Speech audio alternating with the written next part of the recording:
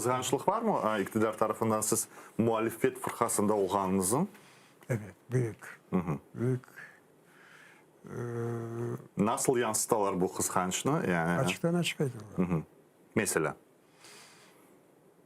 Mesela ana siz o partiden, fraksiyadan ayrılıp mutlaka sloganlara kirmek değil, ayrı bir grup yapsanız, Kırım grubu hem size de hem bize de iyi olurdu böyle şekilde.